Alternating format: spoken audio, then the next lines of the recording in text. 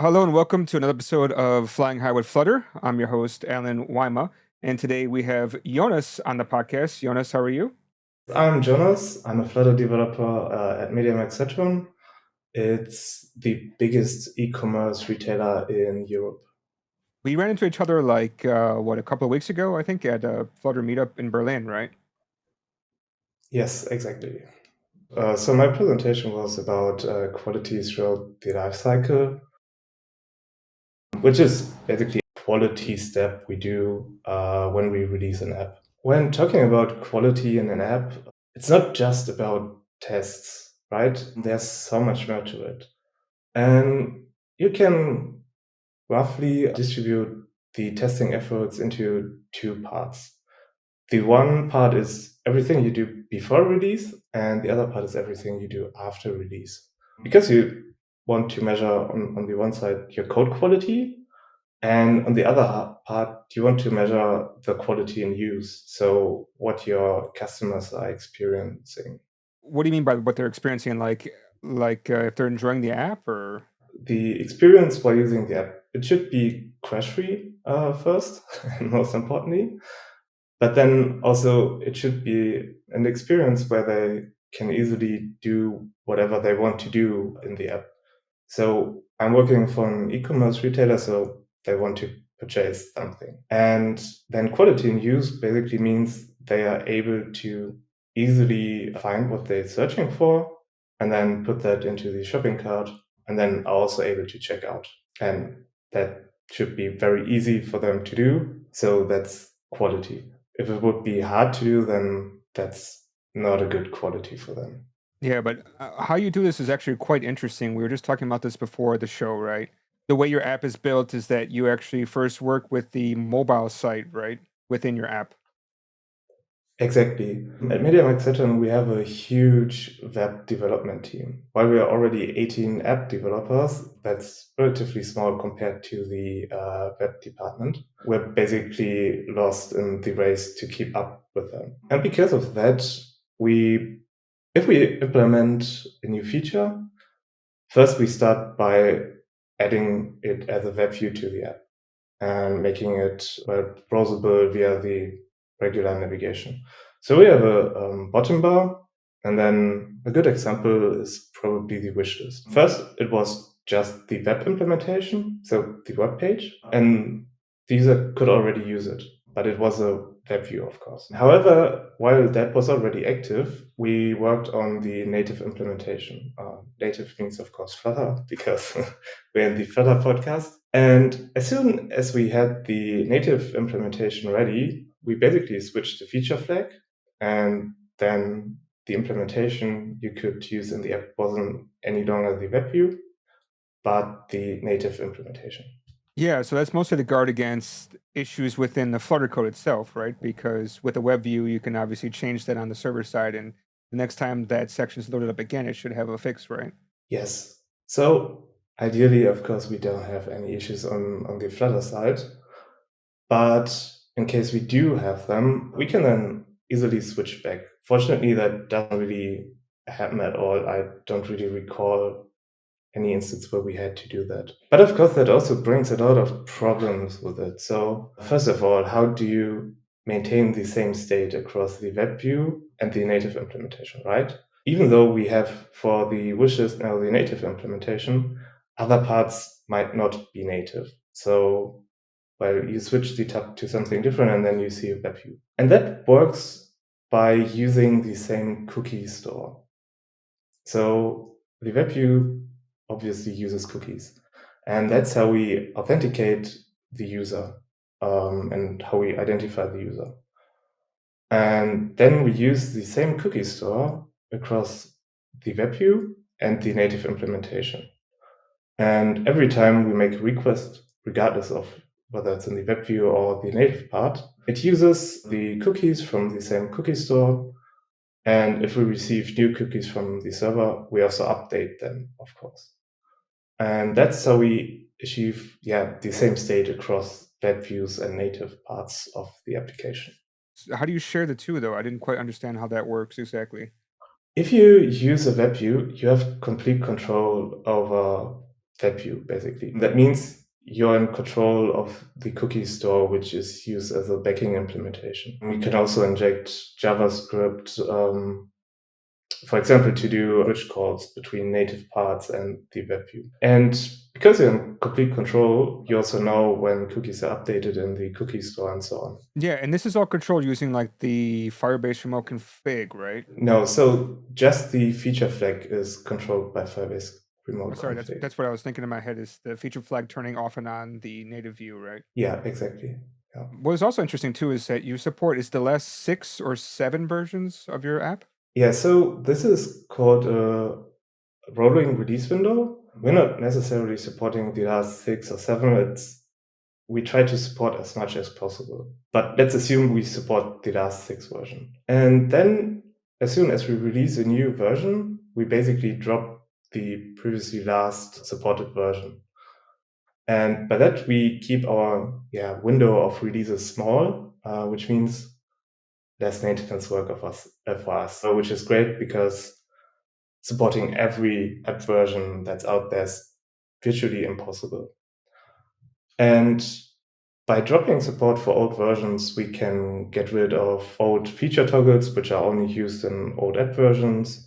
And because we know we support the last 6 versions, we can also tell the web colleagues, okay, we release every 2 weeks a new version. That means if we support that's in 12 weeks, and drop support for the API. Besides just kind of making sure that you know how to support as many apps as possible, rolling back to WebView in case something bad happens in that case, what other ways are you helping to kind of mitigate any kind of errors that happen in your app? Of course, we also have extensive error monitoring so that we know which crashes occur, on which devices it occurs.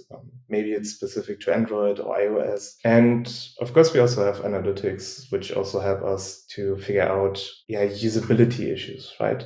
Because not every bug is also an exception which occurs. So by using error monitoring, we basically make sure that the technical foundation is all good, so that the app is usable at all.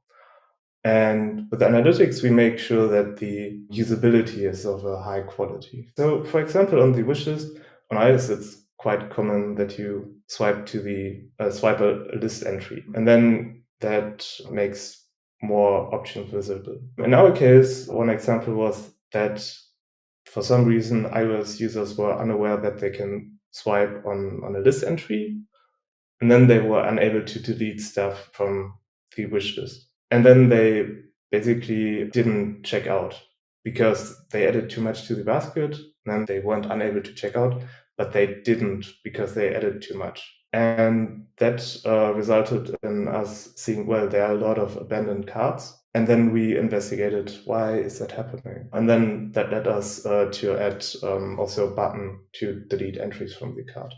Well, it's a pretty crazy problem to have, you know, like obviously if people are buying a lot of things, that's good for everybody in the company, right? But for them to not be able to complete that, that sounds like a really terrible bug.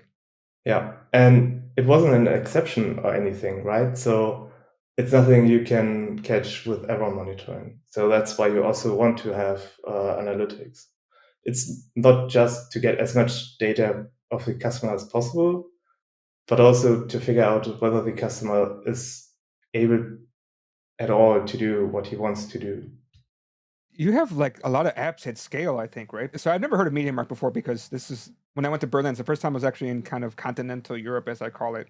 Before I've been to London a couple of times, so I've never heard of MediaMarkt. It was totally new to me. There's like 2,000 stores over all of Europe, if I think correctly. That's actually a good question. I have no clue how There's many. like 1,000 just in Germany, and then like another couple hundred in different countries like Italy, Netherlands. It's like crazy.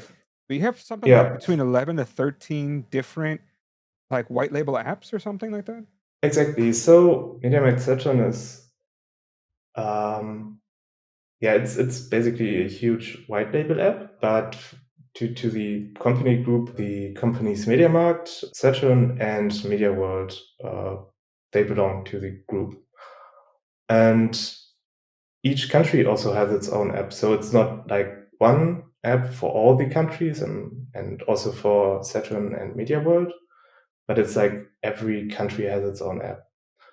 And then, of course, Saturn and Media World have a slightly different branding.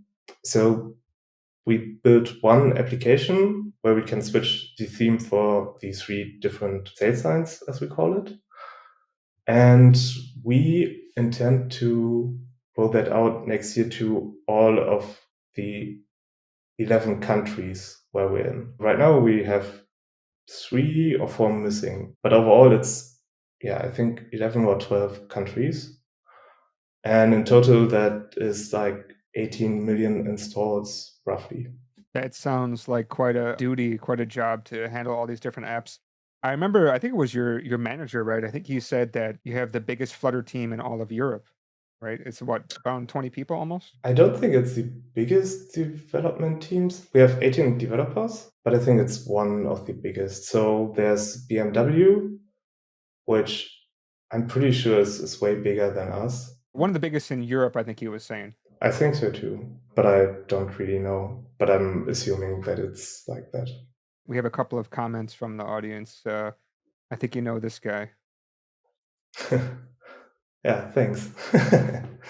Apparently, he's surprised to hear how big MediaMarkt is. Yeah, we've actually grown a lot in the last 2 years. So when I started, we were, I think, like 8 developers, but now we're like 18, so 10 more.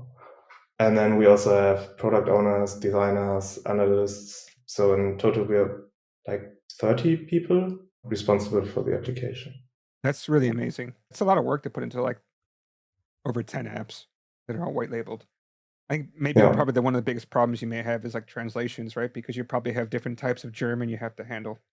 Yes, that's indeed a very, very rough problem. So, I mean, since it's a white label app, you can't reuse the same German translation for every country where German is available. Because, for example, we have MediaMarkt and Saturn in Germany, but because of the branding, we can't reuse the translations. There's no real support for that use case in the Flutter SDK, so we had to come up with our own way of dealing with that. So that means basically each country has its own translations for each language which is spoken in that country. One interesting thing to note is that we are able to do over-the-air updates for translations, which is actually kind of nice. But yeah, that's a very, very tricky problem. How do you guys handling the over-the-air updates for translations, or is that a secret? That's done by using the Phrase SDK. So that's a service as a service, which has support for Flutter. That makes sense. Yeah. I worked at another company, or I did some consulting work over there, and they were doing story blocks. It's kind of similar, probably, where you can add input all the text and all that stuff. It's not really a new thing to do, kind of over-the-air translation updates, etc. I also thought it was quite interesting too that besides all this error checking and all those other things too, you're looking into one of the other talks that happened. Obviously, we don't have him on the show, but what you're looking into with the how to deliver push notifications and what kinds of push notifications. That is really interesting thing that I think a lot of developers are always curious about because it's very difficult to figure out, right? Like, how can I message my user and trigger them to do something that I want them to do without doing it at the wrong time? I'm not that deep into that topic, but it's interesting to see also, since we are available in a lot of countries, we also see how those countries respond differently to push notifications. And it ranges from, like, in one country, they send out like 2 push notifications a week, to other countries where they send out like 10 push notifications a day. I guess that's no too high number, but it was really surprising to see the difference in how many push notifications are delivered to users in various countries. It's for sure a very interesting problem to have. The question is always like, when is a good time? And if we can somehow detect that, I mean, obviously, time of day is easy, but there's so many factors, or them walking by a media market and knowing that that shop has something that they want and it's on sale or promotion. That would be really nice to Yeah. have, but Yeah, especially since we want to basically bridge the online and offline world a bit more with the application. It's very hard to do with the web page. There's not a really good way to combine that somehow. But with the app, we're able to do that. So being able to send out a push notification when we know the customer's near store is a really good way to also get them in the store. And then as soon as they enter the store, we are able to basically bridge between the online and offline world. So we're working on a image scanner for the app with which you can scan the products in the store. So that means you can go to a product, browse a little bit the various products we have, and then if you see something which you're interested in, you can scan the barcode or the product label or whatever, and then you're able to add it to your wishes in the app if you're not ready yet to buy it right away. So that's a very interesting use case, for example. I mean, being able to also scan an item that is near you. I think Google or something has something where you can scan an item and then they can find it for you through online shopping. Maybe it's Amazon, or I think it's towards Amazon or Google have something like this. Yeah, I think Amazon has something like that. But for us, the use case is different because we only want to be able to scan products which we have in the store. Yeah. Obviously, you have to check it against your database and then you know if you have it, right? Yeah. Are barcodes like across all stores the same? Because it's like printed on the box, no? I'm not too sure right now, but also barcodes are planned for the version 2, basically.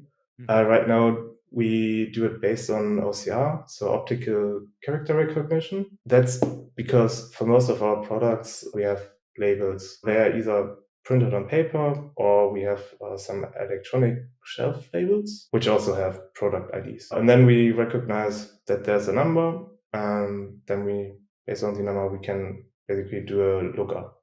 And then we can present the user the product he's scanned in the app.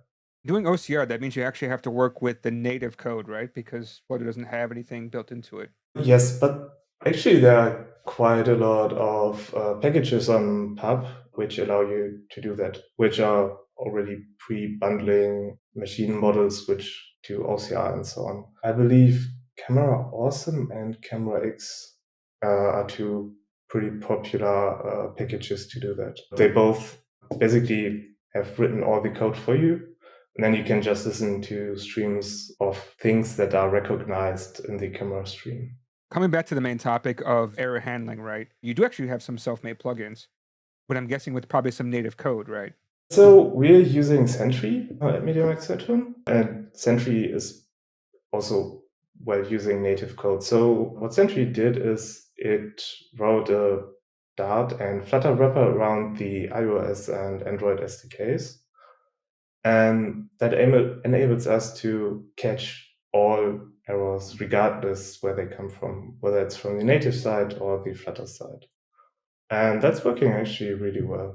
What we did add was support for various better exception messages for our own exceptions. So you can write code that you get more details about your application, but it's not much we did on top of it. Yeah, you have like metadata section for Sentry errors, right?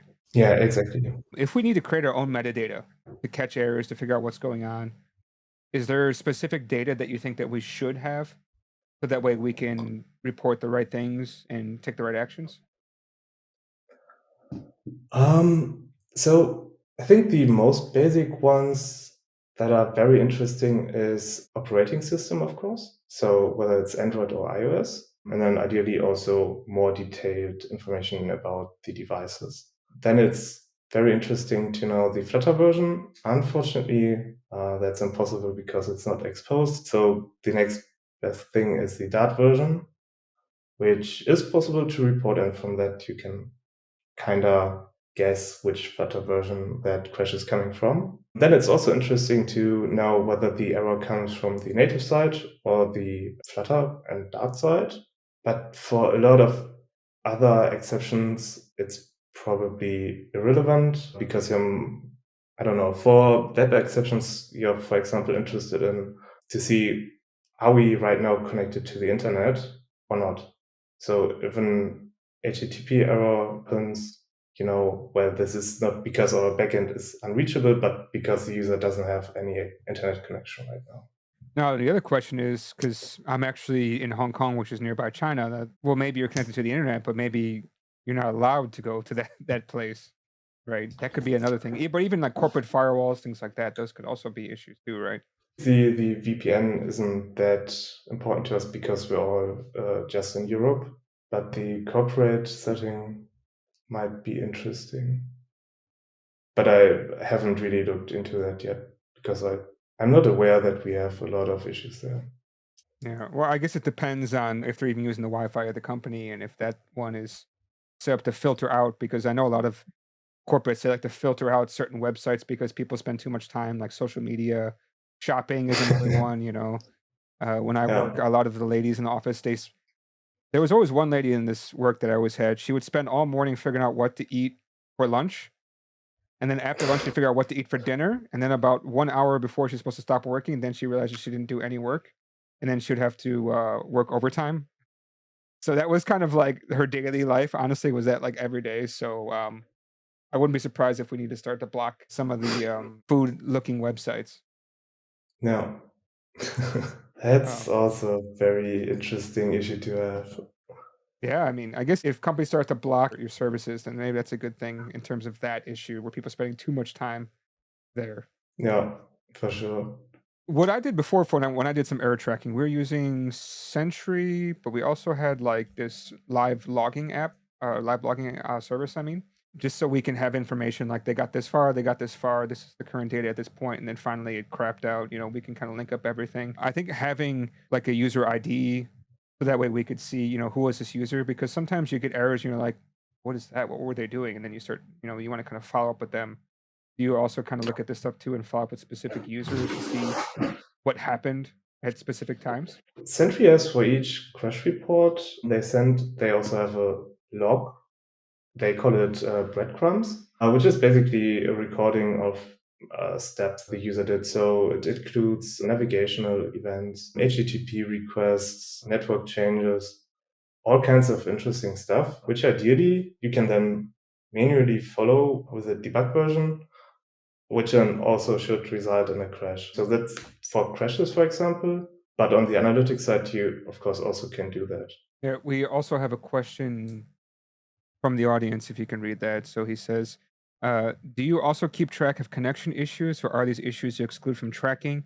Also, what are your thoughts about a include only these or versus exclude these approach of tracking? We actually do keep track of those, but personally, I would just exclude those. I mean, they're not really actionable. So, I mean, if the user has no connection, what can I do about that? I could write code for the application to try to connect to Wi-Fi, but then I would have to, well, request connection permissions. I think there are some permissions which I need to request for that. And since that's quite sensitive, I wouldn't think that a lot of users would grant that permission. And even if they would grant it, there's not necessarily a Wi-Fi connection or mobile connection or whatever available. So realistically, there's not a lot of things you can do if the user doesn't have connection. So I would just exclude those. There must be some errors that happen that you're very well aware of, and maybe there's nothing you can do. Like you said, they don't have internet, so therefore it's common for them to have a cannot reach host. There's always two parts to that, right? You have the application and you have the backend. So when your backend is unreachable, ideally you're also able to detect that on the backend, right? Because you see either that there's no traffic anymore on the backend or on a different way. So that's why you not necessarily need to track everything on the application side, because you should also do error monitoring on the backend. Well, this is true too, right? Like if you had an error on the client side about a server side error, then obviously the server side error would give you more information. Makes Exactly. sense. But I mean, still, there must be some app only issues that you may run into besides network connections that you're just like, okay, we know about this. And actually, I think Sentry has something where you can say, like, ignore this, like if you know a specific error, right? Yeah, so you can ignore them, but still receive them, which means you can do dashboards and stuff with them, but not actively see them in the issue stream. But you can also add inbound filters, which means those specific errors are filtered right during the ingestion stage. And then you don't have them at all in the database of Sentry. When an error pops up, right, how do you figure out when you want to take action on that error?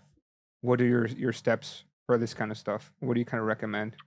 In the ideal world, you want to follow up on every exception, on every error, right? Because you want to have the best possible quality. But realistically, that's also not possible if you have millions of customers. At some point, it just becomes financially not valuable to do so.